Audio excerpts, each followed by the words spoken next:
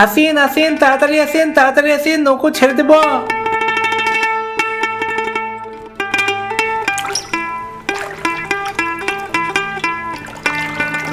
জ্যৈষ্ঠ মাস, প্রচণ্ড গরম।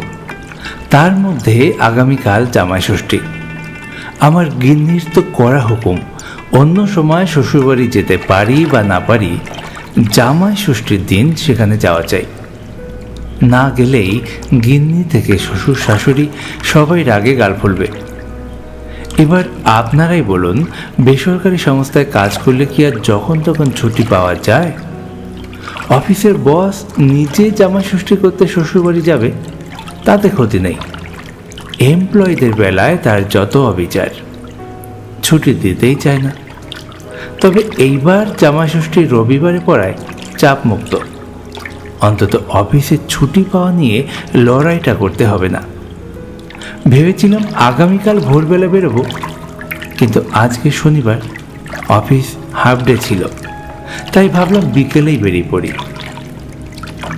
বর্ধমান থেকে নদিয়া, মানে আমার শ্বশুরবাড়ি, ওই 80 কিলোমিটার রাস্তা। তবে রাস্তাটা একেবারে সহজ সরল না।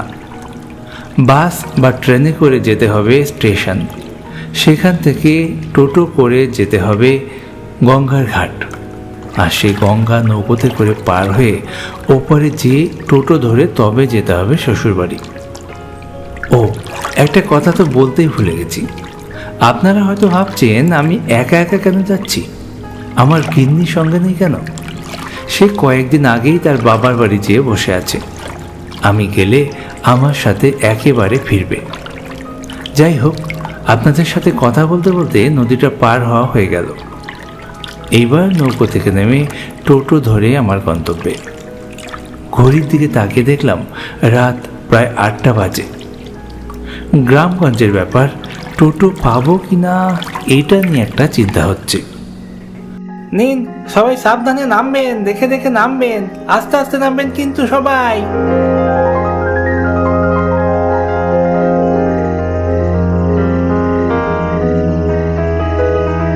ও জামাই, তুমি এত রাত্রে আসছো? আপনাকে তো ঠিক ও, আমার চিনো না? না চেনারই কথা, আমি তোমারে খুব ভালো করেই চিনি। তুমি সুনীল ঘোষের জামাই না? হ্যাঁ হ্যাঁ। তবে আমি তোমার বিয়েতে গেছিলাম তো, তোমার শ্বশুরের সাথে তো আমার খুব খাতির। ও আচ্ছা, আপনি ভালো আছেন তো? হ্যাঁ, ভালো আছি। তা তুমি এত রাত্রে আসলা? আসলে আমার আগামীকাল আসার কথা ছিল, কিন্তু আজকে বিকেলের দিকে কাজ ছিল না, তাই ভাবলাম আজকেই চলে আসি। তা খুব ভালো করিছো। শ্বশুর বাড়ি থেকে কি কেউ নিতে আসবে নাকি তোমারে? না না, কাউকে বলিনি আসার কথা। মানে আমি যে আজকে আসছি তাদেরকে জানাইনি, ভাবলাম তাদেরকে একটু চমকে দেব। এখান থেকে টোটো পাওয়া যাবে না এখন? টোটো ঠিক বলা যাবে না, এমনিতে রাত 9টা পর্যন্ত টোটো পাওয়া যায়। তবে আজকে সন্ধেবেলা খুব বৃষ্টি হয়ে গেছে তো, পাওয়া মুশকিল। একটু অপেক্ষা করো, না পেলে শ্বশুরবাড়ির লোককে ফোন করে ডেকে নিও। একা একা আবার হেঁটে হেঁটে যেতে যেও না, রাস্তাঘাট অন্ধকার, খুব একটা ভালো না। আমি চলি গো, আমার একটু ওই পারে যেতে হবে, কাজ আছে। আচ্ছা ঠিক আছে, আপনি যান।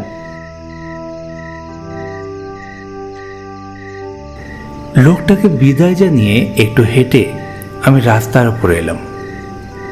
এসে দেখি একটাও টোটো নেই।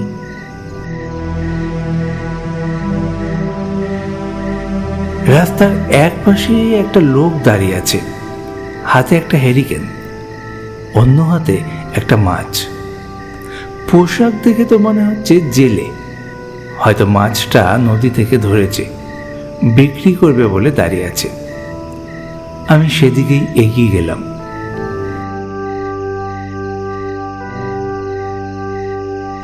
ও দাদা, মাছটা বিক্রি করবে নাকি গো? হ্যাঁ, নেবেন? কম দামে দিয়ে দেব। আজকের তো মাছটা। আরে আজকের মানে এই মাত্র ধরে আনলাম তো, একেবারে টাটকা। ও আচ্ছা, কত দাম? একদম 300 টাকা। না না, অত দাম দেব না, 200 টাকা হলে দিতে পারো। কি যে বলেন বাবু, 1.5 কেজি ওজনের মাছটা 200 টাকা কি দেওয়া যায়?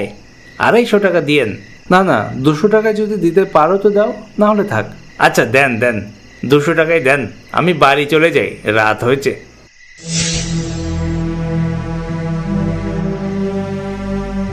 মাছটা কিনে হাতেই ঝুলিয়ে রাখলাম এবং টোটোর জন্য আরো কিছুক্ষণ সময় দাঁড়িয়ে রইলাম।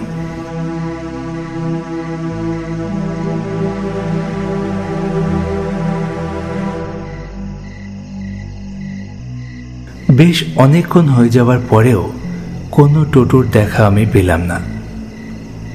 এ তো খুবই মুশকিল হলো।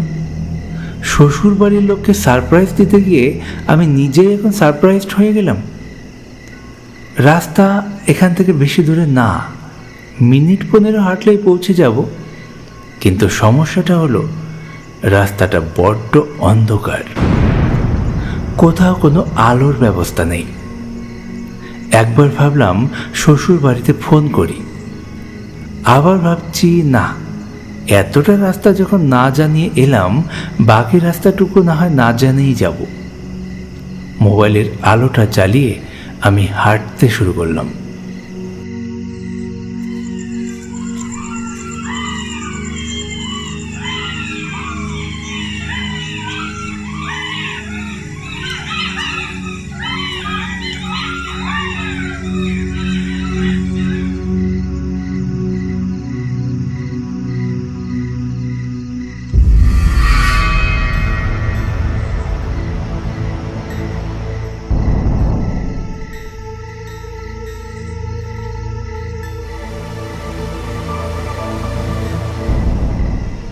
বেশ কিছুটা হাঁটার পর দেখতে পেলাম একটা লোক রাস্তায় দাঁড়িয়ে ছিল।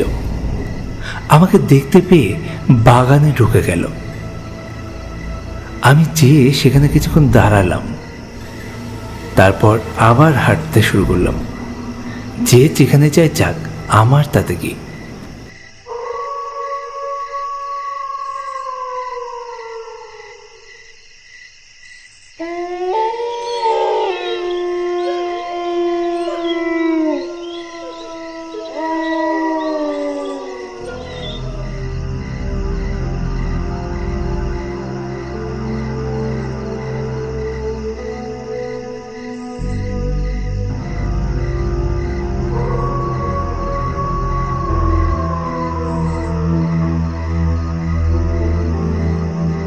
কিছুটা রাস্তা আরো এগোনোর পর দেখছি আমার পিছন পিছন কেউ আসছে। আমি পিছন দিকে তাকালেই সে দাঁড়িয়ে যায়। আশ্চর্য, আমি দাঁড়ালে লোকটা দাঁড়িয়ে যায় কেন?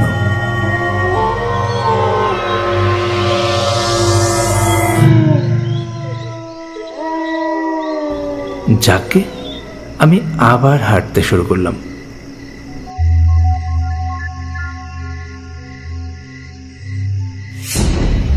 দু চার পা এগোতেই এবার আমি থমকে দাঁড়ালাম।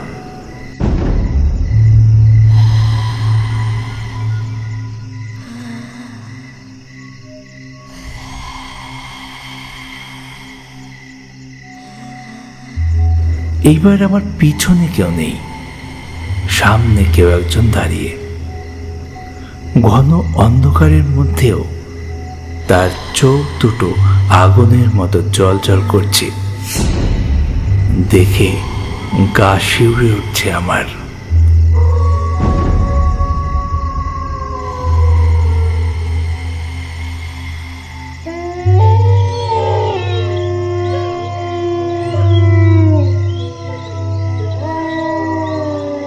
মাছ দে, মাছ দে।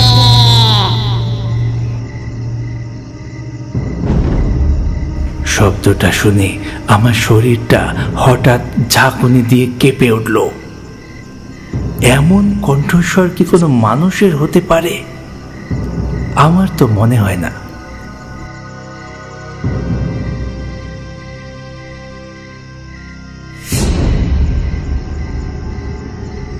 তার দিকে মোবাইলের আলোটা জ্বালাতেই সে হাওয়ায় মিলিয়ে যায়, তাকে আর দেখা যায় না। আমি এদিক ওদিক তাকাতে থাকি।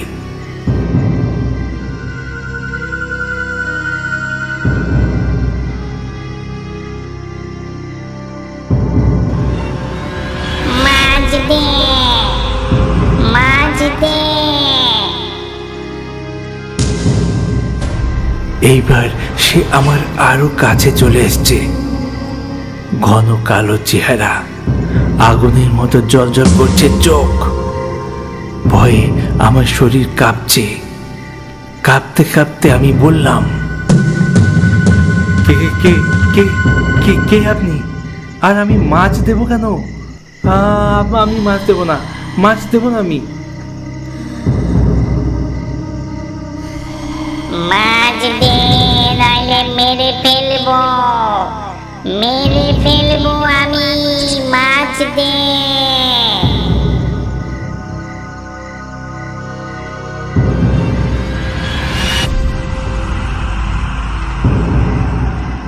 তার পায়ের দিকে আমার নজর পড়তেই আমার কাছে সবকিছু স্পষ্ট হয়ে গেল। তার পা দুটো উল্টো, মানুষের মতো নয়। তার মানে এ মানুষ নয়, ভূত।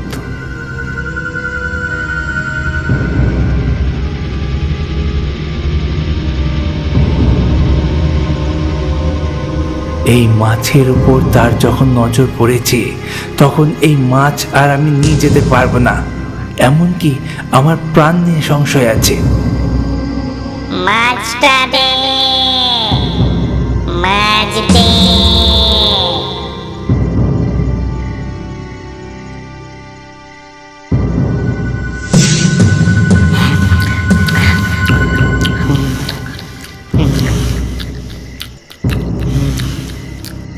আরেকবার বলতেই আমি মাছটি তার দিকে ছুঁড়ে দিলাম। সে মাছটি লুফে নিয়ে খেতে শুরু করে।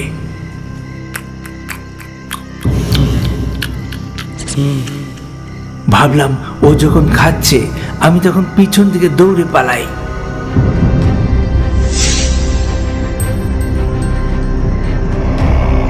পিছন দিকে দৌড়ানো শুরু করতেই ঝড়ের গতিতে ভূতটা আমার সামনে চলে আসে।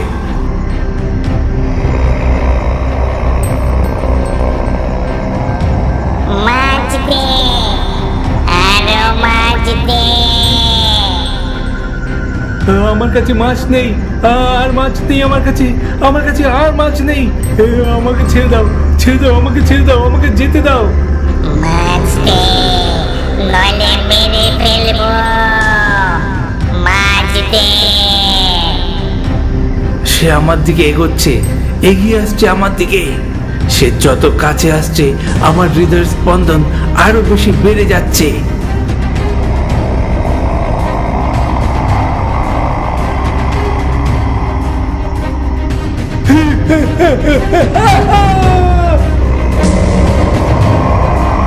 আমি অজ্ঞান হয়ে পড়ে গেলাম রাস্তার উপর।